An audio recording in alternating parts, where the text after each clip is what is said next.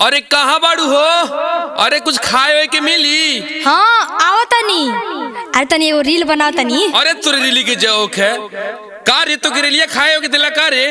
कमानी हम खियावे नी हम ते खाली दिन भर वीडियो वीडियो वीडियो कैले रहले। देखत नहीं आज ते कैसे वीडियो बनावेले। हाँ तो ठीक बा, देख ली कैसे रहुआ रोको तनी। हम बनाए वीडियो तो बनाई।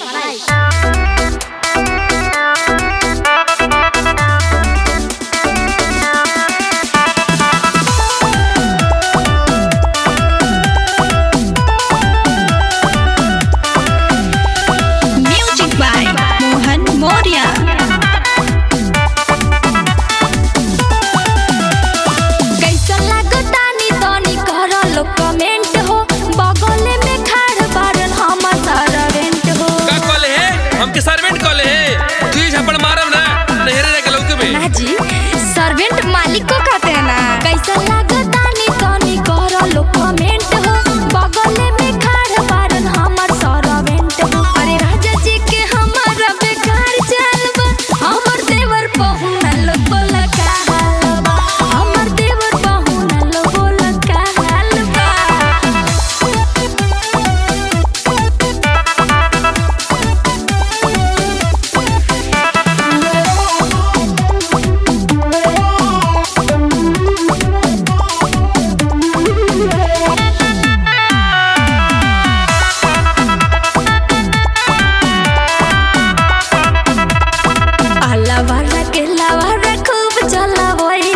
सोशल मीडिया पे खूब वायरल कर रहीला। दिनमा भर वीडियो कैले रहले। देखते आज ते कैसे वीडियो बनावत ले। हाँ तो देख लिया, हमार तो देवर पौना लोग बटला ही बाना। अलावारा के लावारा खूब चला वहीला, सोशल मीडिया पे खूब वायरल कर रहीला। देख ला लोग साड़ी हमर लाल लाल बा, हमर देवर पहुना लोग बोल का हालबा, हमर देवर पहुना लोग बोल का हालबा।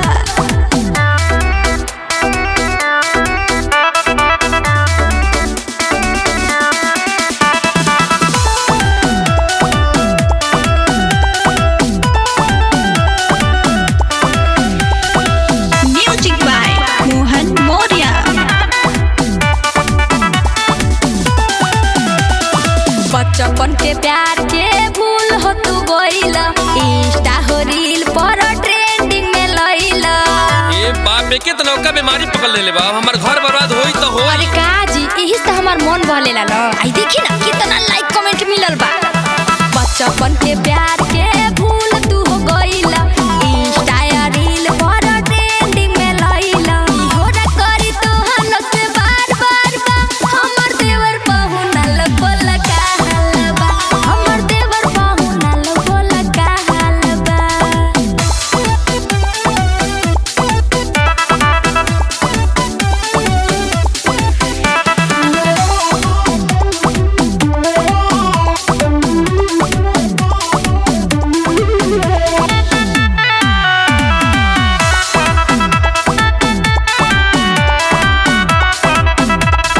गोरखपुरिया भौजी गीत एगो गइली, देवर पहुना कही के फेमस हो गइली। हाँ हाँ अब तो हर देवरे पौने लोग तो खर्चा चलाई है, अब हमारे कोनो काम नहीं खे।